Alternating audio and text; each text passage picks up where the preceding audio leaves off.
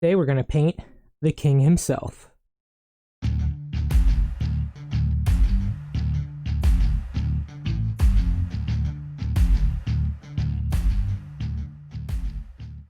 Hi guys, Jonathan from Two Raven Studios. Welcome. I do painting videos, miniature reviews, gaming stuff, so if you don't want to miss out, make sure you're subscribed. Today we're going to paint the Kingpin miniature from Marvel Crisis Protocol from Atomic Mass Games. This is a nice, really chunky miniature that's pretty cool looking. I kind of went for a scheme reminiscent of his original costume with the purple pants, with the kind of orangey yellow vest and the blue ascot. The sculpt is a little bit different than that costume, but I used those colors as my inspiration. And to paint it, I actually used Pro Acryl paints from Monument Hobbies. It's the first time using these paints. I got them for Christmas and finally had a chance to try them out. I actually really like them. I'm going to wait till I have a little bit more experience testing out with them before I give them a full review. You can look for that video in the future, but so far I'm pretty impressed with these paints. The first few steps are going to be with the airbrush, but most of this is with a traditional brush, so let's get into those few airbrushing steps before we hop into the main bulk of the painting. So we're starting with Apothecary White from Citadel Contrast, and we're spraying it at a low angle into all the recesses and shadowed areas. White is kind of hard to get smooth, so we're starting from this white primer and working our way down with the contrast paint through the airbrush. We want to take our time with this and create some nice shadows. You can do successive layers on top of each other to build it up a little bit. Now we're going to make those shadows a little bit deeper by using Space Wolf's Gray contrast paint in the same manner. We're just concentrating over a smaller area now. Again, we're using the airbrush for these steps to try to get nice, smooth transitions. And the only other thing we're going to do with the airbrush is the base. So we're starting with Bright Warm Gray from Monument Hobbies. This paint actually goes very smoothly through an airbrush. It's very nice. And we're just kind of spraying over all the areas of the base with this. So now I have Dark Warm Gray again from Monument Hobbies, and I'm spraying patches here and there to create some variation in the surface of the concrete. You can kind of see I'm nice and lightly spraying and just creating a little bit of surface variation. And I'm going to finish up that variation with some Skeleton Horde contrast paint. We're going mainly over all of the cracks and recessed areas. Again, just adding more variation to the surface. Once we're done this, we're going to go over to the regular brush to finish the model. We have purple, dark gray, blue, and magenta from Monument Hobbies, and we're going to wet blend this onto the pants.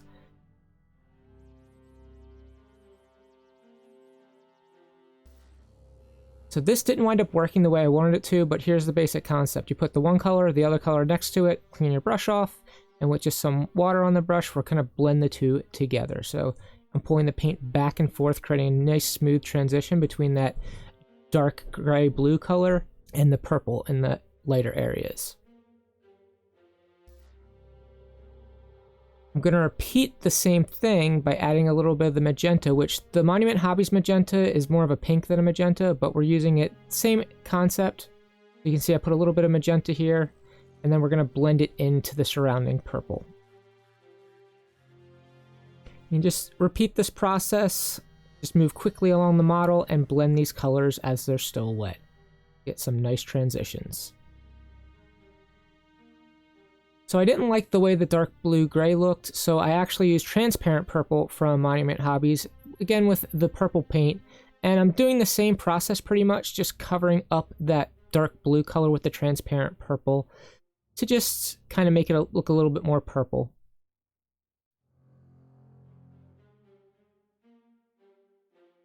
Again, it's much the same process where you put the one paint down, put the other paint down, and blend the two together.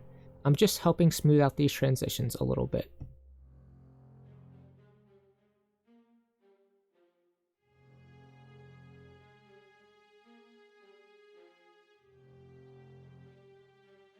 I didn't have the exact color I wanted for the shirt, so I just mixed some golden brown with orange together, and I'm using that as the base coat on the shirt.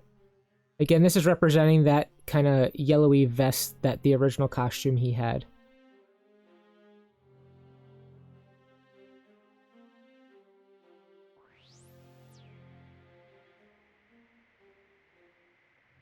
And then mixing some bright ivory into the previous mix, I'm just adding some highlights in.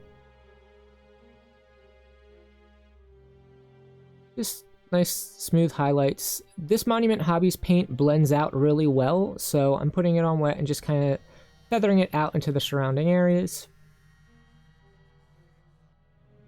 Once you're happy with that, you can just use pure bright ivory and just make the highlights a little bit sharper on the edges. I'm going to repeat that process on the tie, starting with sky blue. We're just painting that ascot or tie, whatever it's supposed to be, with the sky blue color.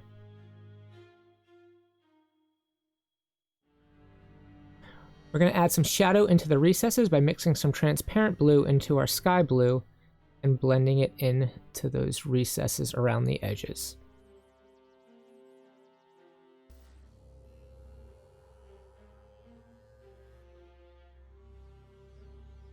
And finally, we're going to add a little bit of bright warm gray into that sky blue and add some highlights to the raised areas. Just see I'm going along the raised topped edges and just adding a little bit of the brighter color. Next, I'm going to base coat the skin with tan flesh. This is pretty simple. I'm also going to off camera color the eyes in because it's kind of hard to film that. So you can see the eyes have already been painted off camera. And now what I'm doing is with tan flesh mixed with a little bit of magenta, I am adding in all the recessed areas, just a little bit of this darker color to create some shadows on the face. So kind of underneath the eyebrows, underneath the nose, a little bit on the parts of the mouth and around that area.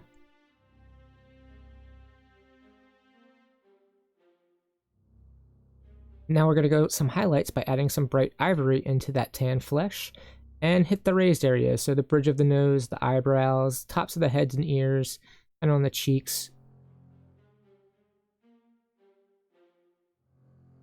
You can add more and more of the bright ivory to make this brighter as you go. And next up, we're going to paint things black. So we're going to do the shoes, the buttons, and the shaft of the cane are all going to just be painted coal black, which is just the pure black color for Monument Hobbies. Now with coal black mixed with some bright warm gray, I'm going over all the buttons as well as the shoes and just adding some highlights in here and there. I'm going to add successive amounts of that bright warm gray to make it brighter and brighter, to add a little bit more highlights to make the buttons look a little bit shiny. The key to make black look shiny is to have that stark contrast between the very dark areas and the very bright areas. That's what I'm trying to accomplish on the buttons here.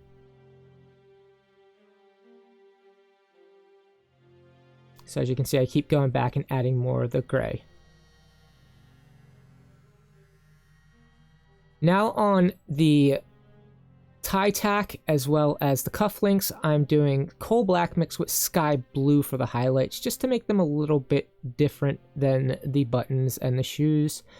You can then add some brighter white color into this as well to add further highlights, but we're just trying to make them look almost like an onyx gemstone by adding this sky blue color.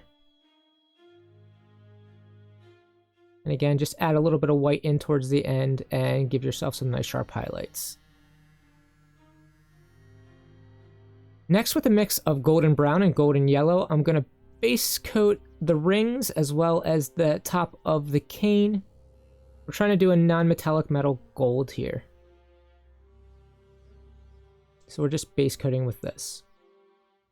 Now with mahogany, we're going to put some darker areas onto that gold parts, and then we're going to blend it out with our previous mix. So kind of like we were doing on the pants, we're blending these two colors together as they're still wet. I'm going to repeat this process actually on the sign he's standing on the base. And then with some bright ivory, I'm just going to add a little bit of highlights into the cane. And then just like I did in the last step, I'm going to use some of the base color mixed in to kind of blend it into the surrounding areas and smooth it over. So you could stop here and have a perfectly acceptable miniature, but I'm going to pump it up a notch a little bit with oil paints. If you've watched any of my videos, you know I love using oil paints. So we're going to use some oil paints thinned down with mineral spirits to add a little bit of shading and depth to this miniature. So here's the paints we're going to be using. We're going to use sap green and burnt sienna on the base. We're going to mix the two together. We're going to use some burnt sienna on the non-metallic metal gold parts.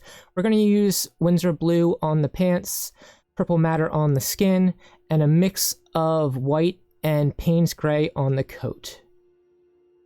So we're going to start out on the coat with that mix of Payne's gray and white, and we're just going to dot it into all the recessed areas to add some more depth into the sharp creases of the coat, just like around the flaps of the pockets, the lapel, and all of the little, again, sharp recesses. Give them a little bit more definition.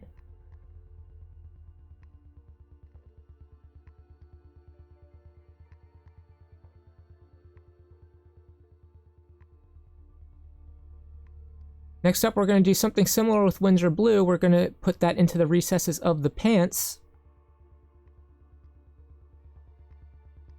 But then what we're going to do is take some pure mineral spirits and blend it out into the surrounding areas to make it a little bit smoother. Then on the face, we're going to do something, again, similar. Put in some purple matter. Blend it out with some mineral spirits. And then what I'm actually going to do here is get a Q-tip and kind of rub off all of it on the raised surfaces to leave it just in the recessed details and help kind of blend it into the face a little bit to give us some nice definition.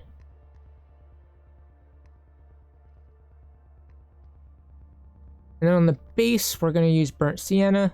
Again, dotting all those recesses. See how with the right consistency it just flows.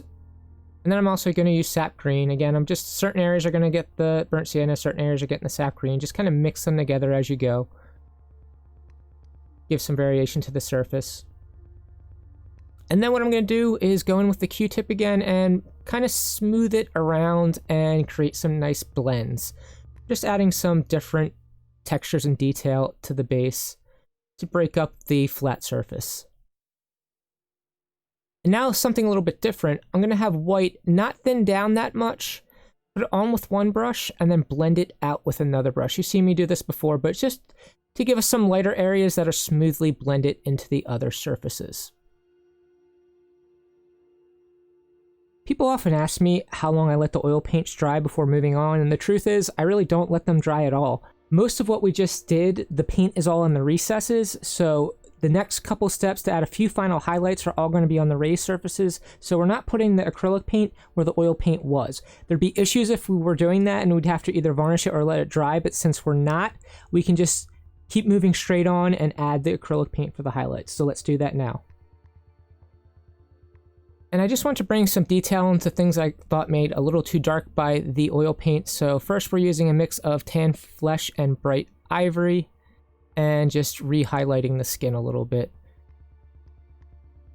The wash just made it a little bit darker than I wanted it, and I want to bring some brightness back into the highlights.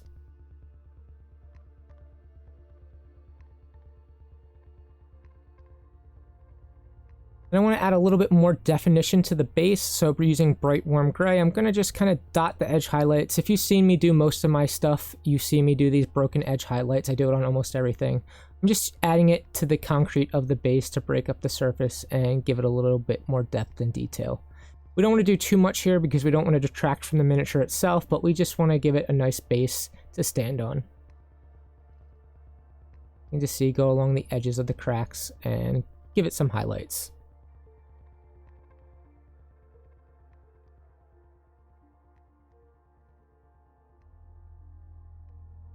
One last step, we're just going to take pure white and give some sharp edge highlights around the coat. So we did some smooth highlights with the oil paints. We just want to give some sharp highlights on the sharp edges here. Again, just to bring some brightness back in that the oils may have taken away.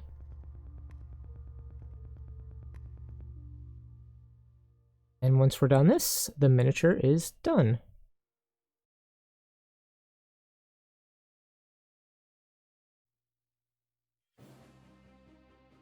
So you can see, using a mixture of the oil paints, airbrush, and the Monument wet blending, we got some pretty smooth surfaces on this guy. I'm very happy with how this came out. I am happy with the scheme I went for. And hopefully I'll paint some more Crisis Protocol miniatures really soon because they're a lot of fun to paint.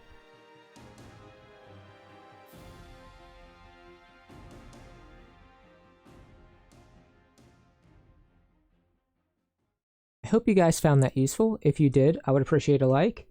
Let me know in the comments if you'd like to see me paint any of the other Crisis Protocol miniatures. I have almost all of them, and very, very few of them are actually painted, so I need to get around to that.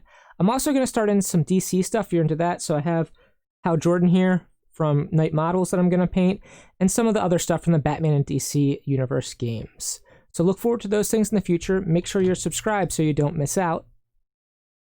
And until next time, keep on gaming and paint your minis.